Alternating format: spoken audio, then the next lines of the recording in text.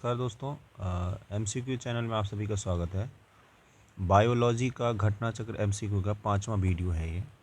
इससे पहले हम बायोलॉजी के 4 वीडियो कर चुके हैं एमसीक्यू के। तो ये चैप्टर है श्वसन तंत्र, ठीक है। इसके एमसीक्यू करते हैं। बहुत ही इंपॉर्टेंट चैप्टर है ये। इस चैप्टर में करीब में 60 से ज़्यादा क्वेश्चन है।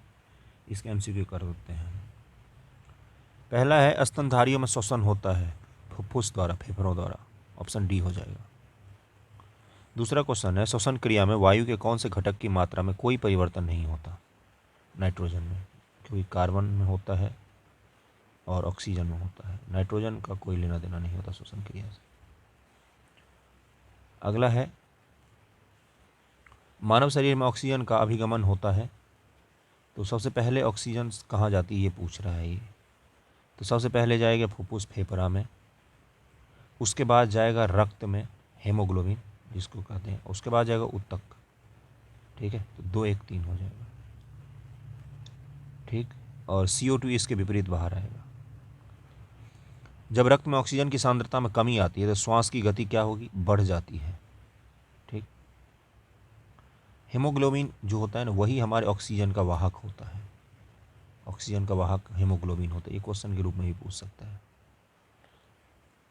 अगला क्वेश्चन पे चलते हैं हम। तो ये क्वेश्चन हमने कर लिया। अगला, कार्बन मोनोऑक्साइड विषाक्तता निम्नलिखित में किसको मुख्यतः प्रभावित करता है?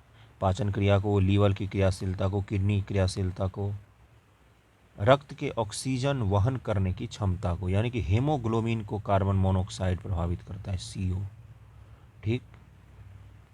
और ये कार्बन मोनोऑक्साइड हेमोग्लोबिन के साथ मिलकर क्या बनाता है? कार्बोक्सी हीमोग्लोबिन, HbCO बनाती है। इससे रक्त ऑक्सीजन परिवहन क्षमता कम हो जाती है और दम घुटने से मौत होती है। निम्नलिखित कौन सा जैव रूपांतरण मानव शरीर को अधिकतम ऊर्जा प्रदान करता है? ATP to ADP, ATP से ADP। और ये कहाँ होता है? शरीर के किस सेल के किस भाग में? माइटोकॉन्ड्रिया के अंदर होता है। सेल के अंदर माइटोकॉन्ड्रिया होता है, इसी के अंदर ATP से ADP बदलता है, ठीक है।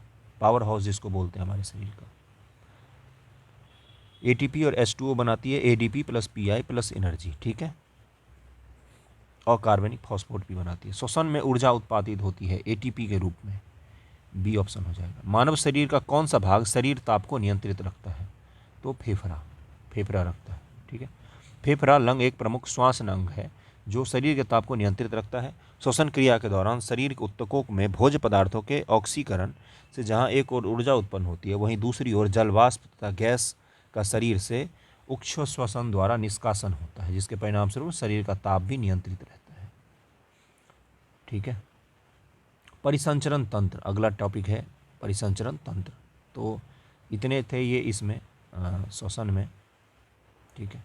श्वसन तंत्र में थे, परिसंचरण तंत्र। ऐसे ही शरीर के सारे तंत्रों से हम क्वेश्चन करेंगे। इससे पहले भी हम कर चुके हैं, बाकी वीडियो प्लेलिस्ट में जाके आप देख सकते हैं उसको।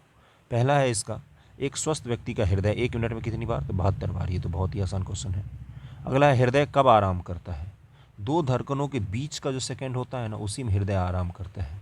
ये रुक नहीं जाता है आराम करने के लिए। रुकेगा तो समझ ही सकते हैं आप, हम ऊपर की तरफ निकलेंगे, ठीक है। निम्नलिखित कौन सा लक्षण हृदय घात से संबंधित नहीं है? ठीक है, सीने में दर्द, पसीना एवं जी मचलाना, बाहों में दर्द एवं झंझनाहट, टांगों में दर्द। ये तो इसमें दिया है पसीना एवं जी मचलाना। पता नहीं किस आधार पर दिया है, क्योंकि कुछ लोगों को जो अब के जनरेशन में हार्ट अटैक आता है उसमें पसीना चलता है बेहिसाब, घबराहट होती है, ठीक है। अगला क्वेश्चन है, इनमें से कौन हृदयघात के सटीक लक्षण है? तो जी मचलाना, तेज पसीना आना, सिर दर्द, सीने में तेज दर्द। तो इसका आंसर डी दिया है, तो यानी कि जी मचलाना भी होता है हृदयघात के लक्षण सटीक। सिर दर्द नहीं होता जी हृदय हार्ट अटैक में। हृदय में कितने कक्ष होते हैं? 4 वल्व होते हैं, 4। हृदय में 4 होते हैं वल्व, ठीक है, 4 कक्ष होते हैं। हृदय स्पंदन एक विद्युतीय तरंग द्वारा निष्पादित होता है जो उपजती है कहाँ? हृदय में। हृदय स्पंदन विद्युतीय तरंग द्वारा निष्पादित होता है। मानव कलाई में नाड़ी स्पंदन करती है, हृदय के बराबर ही करती है, ठीक है। एक स्वस्थ वयस्क मनुष्य में रक्त की कुल कितना परिमाप होता है? 5 से 6 लीटर खून हमारे शरीर में होता है। रक्त एक तरल संयोजी ऊतक है। संयोजी ऊतक टिश्यू है, रक्त एक टिश्यू है। यह रक्त वाहिकाओं के अंदर विभिन्न अंगों में नियमित रूप से गतिशील रहता है। मनुष्य के शरीर में रक्त की मात्रा शरीर के भार के लगभग 7 से 8% होती है। शरीर का भार जितना, उसके 7 से 8% रक्त होता है। एक 70 किलोग्राम भार वाले वयस्क मनुष्य में 5 से 6 लीटर तक खून होगा। उसके संपूर्ण शरीर भार का लगभग 1/13वां भाग होता है। एक सामान्य 70 किलोग्राम भार वाले वयस्क मनुष्य में रक्त की कुल कितनी मात्रा होगी? क्या हम मिलीलीटर पूछा है इसने। रक्त होता है एक संयोजी ऊतक होता है। रक्त एक संयोजी ऊतक है। रक्त वाहिनियों में प्रवाहित होने वाला यह गाढ़ा कुछ चिपचिपा लाल रंग का एक द्रव है जो एक जीवित ऊतक होता है। ठीक है। हीमोग्लोबिन क्या होती है? पौधों की पत्तियों में नहीं, बोन मैरो नो, मानव रक्त में पाए जाने वाले पदार्थ होता है हीमोग्लोबिन। और काम क्या होता है? ऑक्सीजन का वाहन। ठीक है। और इसकी मात्रा कितनी रहती है? ठीक है, इसको पढ़ लेते हैं। इस तथा इसके रासायनिक संयोजन में ग्लोबिन नामक प्रोटीन हीम नामक लाल रंग के पदार्थ से जुड़ जाती है। रुधिर का लाल रंग हीम के कारण ही होता है। तो हीम यानी कि लाल रंग जिससे मिलता है, और ग्लोबिन प्रोटीन होता है। ये दोनों मिलकर क्या बनाते हैं? हीमोग्लोबिन। हीम के वलय रिंग में केंद्रीय भाग लौह का होता है। एक सामान्य व्यक्ति में हीमोग्लोबिन की औसत मात्रा 15 ग्राम 100 मिलीलीटर रुधिर में 15 होता है। ठीक है। शरीर में गैसों के परिवहन का कार्य करता है ये। हीमोग्लोबिन के संबंध में निम्नलिखित में कौन सा कथन सही है नहीं है? यह लाल रंग का होता है न, ये तो सही है। यह फेफड़ों से कोशिकाओं तथा तक ऑक्सीजन का वाहक होता है, ये भी सही है। यह कुछ अम्लीय होता है, नहीं, रक्त क्षारीय होता है। या क्षारीय, या तो इसको हम बोलते हैं कि ये नेचुरल, कुछ भी इसका वो नहीं होता। पीएच पर 7.1 से 7.4 के मध्य में होता है। ठीक है। उदासीन भी जिसको या बोलते हैं, तो कुछ क्षारीय होगा। रुधिर वर्णक के संबंध में निम्नलिखित कथनों विचार कीजिए। इसमें लौ होता है, सही है। ये रक्त को लाल रंग प्रदान करता है, यह भी सही है। यह कुछ रोगों के प्रति प्रतिरक्षा प्रदान करता है। यह रक्त में ऑक्सीजन का वाहक होता है। तो रुधिर वर्णिका रोग से प्रतिरक्षा नहीं प्रदान करता है, उसके लिए WBC होता है, रोग से प्रतिरक्षा के लिए। तो 1, 2, 4 हो जाएगा इसका आंसर। वाइट ब्लड सेल होता है जो रोगों से रक्षा करता है। कुछ रुधिर का लगभग 55% भाग प्लाज्मा होता है। कोरोना प्लाज्मा डोनेशन बहुत ज़्यादा चर्चा में था। शेष 45% भाग रुधिराणु होता है। रुधिराणु 3 प्रकार के होते हैं: लाल रक्त वर्णक, श्वेत रुधिराणु तथा प्लेटलेट्स। प्लाज्मा में लगभग 91% जल तथा शेष 9% भाग में विभिन्न प्रकार के अकार्बनिक और कार्बनिक पदार्थ होते हैं।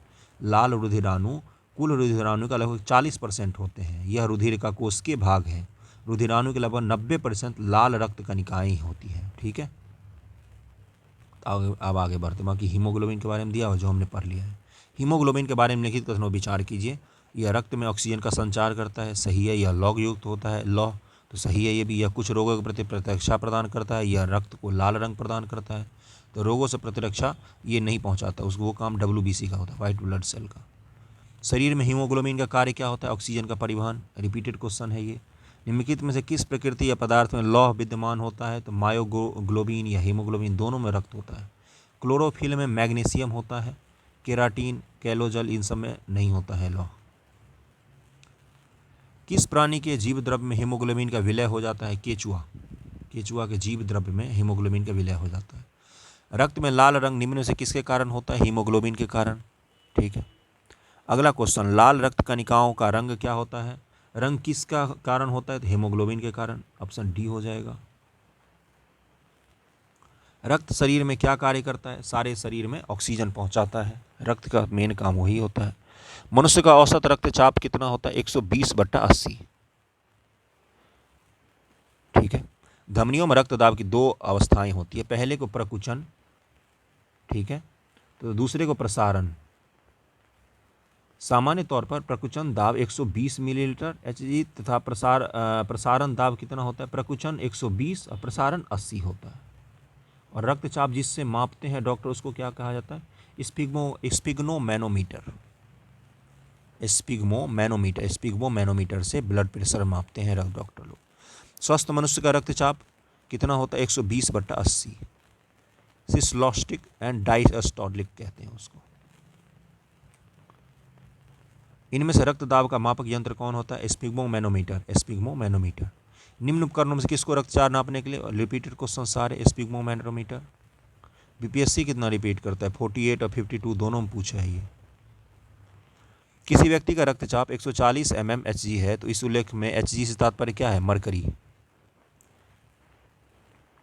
अगला है, जब एक व्यक्ति वृद्ध होते जाता है तो सामान्यतः उसका रक्त का दाब बढ़ जाता है, ब्लड प्रेशर बढ़ता है वृद्ध होने पर। 4 व्यक्तियों को रक्त दाब का मान दिया हुआ है, ठीक है। श्रीमती एक्स का इतना है, वाई का श्री एक्स का इतना है, श्री वाई का इतना, श्रीमती वाई का इतना। तो 120/80 किसका है? वाई का, श्री वाई का। तो क्वेश्चन क्या पूछा है? किसका रक्तदाब सामान्य है? तो वाई का।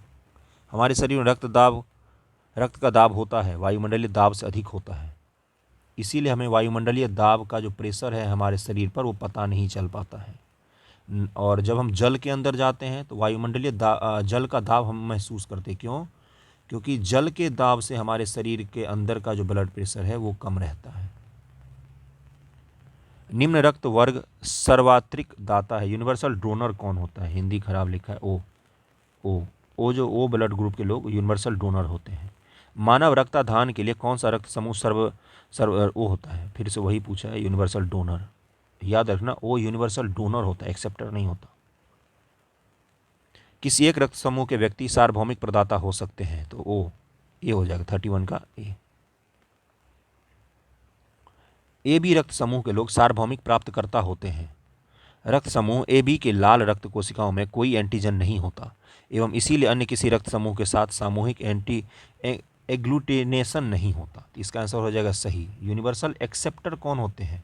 ए बी ग्रुप था, यूनिवर्सल डोनर ओ होते हैं, तो कारण गलत था इसका।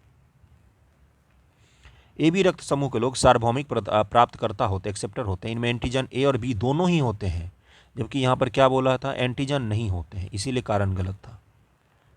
तथा कोई एंटीबॉडी नहीं होता जिसके कारण एग्लूटिनेशन नहीं होता। अतः ए बी रक्त वर्ग वाले व्यक्तियों को किसी भी रक्त वर्ग का रक्त दिया जा सकता है, एक्सेप्टर होते हैं। वर्ग ए बी रक्त वाला व्यक्ति किसी भी ऐसे व्यक्ति से रक्त ले सकता है जिसका रक्त वर्ग हो, कोई सा भी हो, यूनिवर्सल एक्सेप्टर होते हैं। 33 का डी। 34 ए बी रक्त वाले व्यक्ति को कभी कभी सार्वभौमिक रक्त अदाता भी कहा जाता है, यानी कि वो रक्त ले सकता है सब एक्सेप्टर, उसके रक्त में एंटीबॉडी का अभाव होता है, इसीलिए 34 का बी। अगर एक शब्द में पूछे कि ये यूनिवर्सल एक्सेप्टर क्यों है, तो एंटीबॉडी नहीं होता है इसीलिए। अगला क्वेश्चन है, एक व्यक्ति जिसका रक्त समूह ए है सड़क दुर्घटना में गंभीर रूप से घायल हो जाता है, तो पूछ रहा है इसको कौन दे सकता है रक्त? तो चिकित्सा रक्तदान की सलाह देते हैं। उसके संबंधियों का रक्तदान हेतु कहा जाता है जिसमें रक्त समूह है पत्नी का ओ है, भाई का ए बी है, पुत्र का ए है, पुत्री की ओ है, ठीक है। तो उसमें से कौन संबंधी उससे उस घायल व्यक्ति को रक्तदान हेतु रक्तदान कर सकते हैं? पहला ओ तो कर ही सकता है, तीसरा क्या है? पुत्र ए है तो ए कर ही सकता है, चौथा क्या है? पुत्री ओ, तो एक 4 3 ये दोनों हो गए, डी ऑप्शन हो जाएगा तीनों।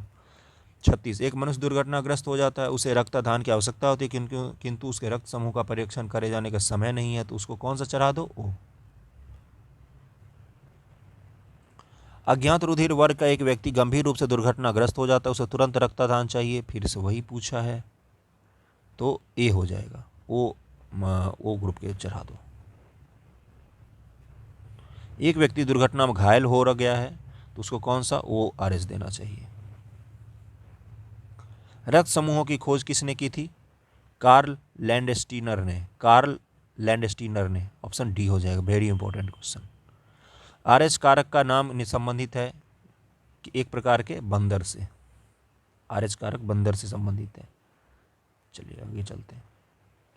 एक विवाहित दंपत्ति ने एक बालक गोद लिया, इसके कुछ वर्ष उपरांत उन्हें जुड़वा पुत्र हुए। दंपत्ति में एक का रक्त वर्ग ए बी पॉजिटिव है, दूसरे का ओ निगेटिव है। तो तीनों पुत्रों में एक का रक्त ए पॉजिटिव, दूसरे का बी पॉजिटिव, तीसरे का ओ पॉजिटिव है। गोद लिए गए पुत्र का रक्त वर्ग कौन सा होगा? गोद लेने वाले का तो कोई हमसे लेना देना ही नहीं होगा,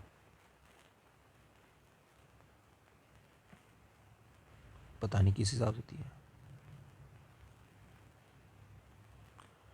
दंपत्ति में एक का रक्त वर्ग ए बी पॉजिटिव है, दूसरे का ओ निगेटिव है, उनके जुड़वा पुत्रों का रक्त वर्ग ए और बी पॉजिटिव होंगे। इस प्रकार स्पष्ट है कि तीसरे गोद लिए पुत्र का रक्त वर्ग ओ पॉजिटिव है।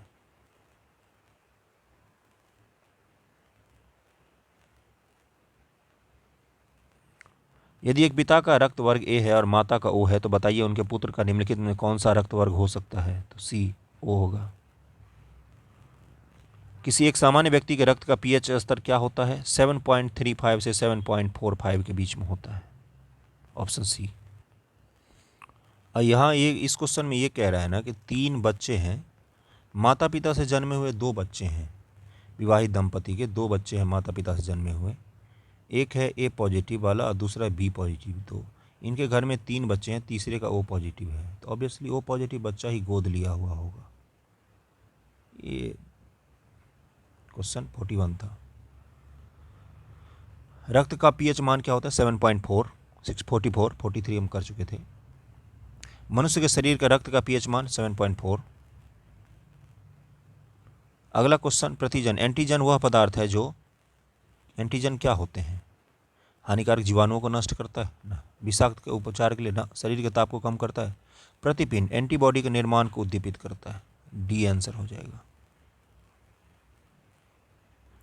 प्रतिजन ऐसा पदार्थ है जो प्रतिरक्षा तंत्र को प्रवर्तित करता है, प्रतिरक्षा तंत्र बनाता है एंटीजन। निम्न में एंटीजन की मूल विशेषता क्या है? वे हीमोग्लोबिन के निर्माण नहीं, वे प्रतिरक्षियों के निर्माण को प्रेरित करते हैं। ऑप्शन बी हो जाएगा। शरीर में निम्न से कौन सा संक्रमण से हमारी रक्षा करता है? WBC, व्हाइट ब्लड सेल, इसका काम ही होता है।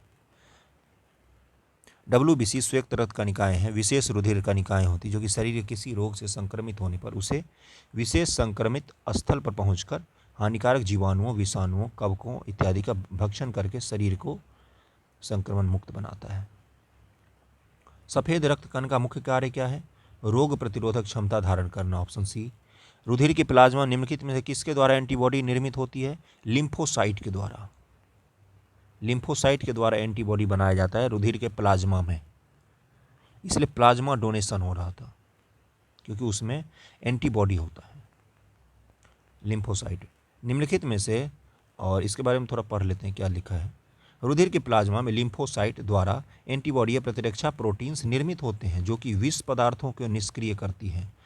लिम्फोसाइट सबसे छोटे श्वेत रुधिराणु किंतु संख्या में अधिक WBC का 20 से 30% होते हैं। इनका केंद्रक बड़ा, गोला तथा एक ओर से कुछ चिपटा सा होता है। लिम्फोसाइट गश्ती सेना की भांति समस्त शरीर में घूमती रहती है तथा सुरक्षा तंत्र के सारे भागों के बीच सामंजस्य स्थापित करती है। 32 नंबर क्वेश्चन है, निम्नलिखित में से कौन रक्त के संचालन में मदद करता है? तो लिम्फोसाइट। ऑप्शन ए हो जाएगा। BPSC 2020 का क्वेश्चन है ये। अगला है, मनुष्य के शरीर के किस अंग में लिम्फोसाइट का निर्माण होता है? तो इसका आंसर देखते हैं क्या है। बोन मैरो, बोन मैरो में। मनुष्य के शरीर में तिल्ली या प्लीहा, थाइनस ग्रंथि, अस्थिमज्जा, बोन मैरो आदि में लिम्फोसाइट का निर्माण होता है। लिम्फोसाइट एक प्रकार का WBC होती है जो गश्ती सेना के जैसे शरीर में घूमकर रोगों से हमारी रक्षा करती है। प्रतिरक्षा का सर्वाधिक संबंध है लिम्फोसाइट से। मानव रक्त की श्यानता का क्या कारण होता है? रक्त में प्रोटीन यानी कि विस्कोसिटी। मानव रक्त की विस्कोसिटी का क्या कारण होता है? रक्त में जो प्रोटीन होता है वो। मानव में श्वेत रक्त कणों WBC का व्यास कितना होता है? 0.007 मिलीमीटर। 57 नंबर क्वेश्चन है, रुधिर में श्वेत रक्त कणिकाओं की अत्यधिक मात्रा में उपस्थिति को रोग विज्ञान की भाषा में क्या कहा जाता है? ल्यूकेमिया। ल्यूकेमिया, इसको ल्यूकेमिया ब्लड कैंसर भी होता है। इसी स्तर पर ल्यूकेमिया जब बढ़ जाता है तो ब्लड कैंसर होता है। ल्यूकेमिया को रक्त कैंसर कहते हैं जिसमें रुधिर में श्वेत रक्त कणिका, व्हाइट ब्लड बढ़ जाता है कि आवश्यकता से अधिक बढ़ जाती है। ठीक है। लाल रक्त कणिकाएं मुख्यतः बनती हैं कहाँ पर? बोन मैरो में, अस्थिमज्जा में। 59 नंबर क्वेश्चन है, WBC का बनना तथा RBC का विनाश होता है प्लीहा में। प्लीहा में, ठीक है। शरीर में लाल रक्त कणिकाओं का जीवन काल कितना होता है? 120 दिन। ये भी क्वेश्चन ही बन सकता है नेक्स्ट ईयर का। इसके बाद प्लीहा में इनका विनाश हो जाता है। लिम्फोसाइट तथा न्यूट्रोफिल्स श्वेत रक्त कणिकाओं के 2 प्रमुख प्रकार हैं। लिम्फोसाइट का निर्माण प्लीहा, लसिका ग्रंथि तथा थाइमस ग्रंथि में होता है। न्यूट्रोफिल्स का निर्माण अस्थिमज्जा में होता है। ठीक है। लिम्फोसाइट का निर्माण प्लीहा, लसिक ग्रंथि तथा थाइमस ग्रंथि में होता है। न्यूट्रोफिल्स का निर्माण अस्थिमज्जा में होता है। अगला क्वेश्चन है, रक्त ग्लूकोज स्तर सामान्यतः व्यक्त किया जाता है मिलीग्राम प्रति डेसीलीटर में। ऑप्शन बी हो जाएगा। ठीक है। हृदय का रक्त का संभरण करने वाली धमनियां क्या कहलाती हैं? हृदय धमनियां ही कहलाती हैं, रक्त संभरण करने वाली धमनियां। अगला क्वेश्चन है, रक्त का थक्का बनने में फाइब्रिनोजिन को फाइब्रिन के परिवर्तन में भाग लेने वाला एंजाइम है। फाइब्रिनोजिन को फाइब्रिन बना देती है कौन सा एंजाइम? तो इस एंजाइम का नाम है थाइब्रिन। थाइब्रिन ही नाम है इसका। ठीक है, थाइब्रिन या थॉम्ब्रिन। ठीक है, थॉम्ब्रिन जो होती है वो रक्त का थक्का बनाने में जो फाइब्रिनोजिन होता है उसको फाइब्रिन बना देती है। कौन बनाती है? थॉम्ब्रिन। किस शरीर प्रक्रम से थॉम्ब्रिन का निर्माण होता है? रक्त का जमाव। रक्त के जमाव से थाइम्ब्रिन का निर्माण होता है। प्लाज्मा में जल का प्रतिशत कितना होता है? 90%। रक्त का कितना परसेंट प्लाज्मा होता है? तो 55% तक मात्रा प्लाज्मा होता है और इस 55% का 90% जल होता है। किसी सामान्य व्यक्ति में रक्त के संदर्भ निम्नलिखित में से कौन सा कथन सही है? धमनियों की तुलना सिराओं की संख्या कम होती है और उनमें हर समय शरीर के रक्त की कम मात्रा रहती है। रक्त की कुल मात्रा का लगभग 70% रक्त कोशिकाओं के रूप में होता है। सी क्या है? श्वेत रक्त कोशिकाएं केवल लसिका पर्ण की बनी होती हैं। रक्त में WBC की तुलना में विब्रांशु अधिक होते हैं। विम्बाणु, ऑप्शन डी हो जाएगा। ठीक है, अब इसको पढ़ते हैं थोड़ा सा। श्वेत रक्त में श्वेत रुधिराणु या ल्यूकोसाइट की तुलना में विब्राणु या रुधिर प्लेटलेट्स की संख्या अधिक होती है, जबकि इनकी संख्या लाल रुधिराणु की अपेक्षा कम होती है।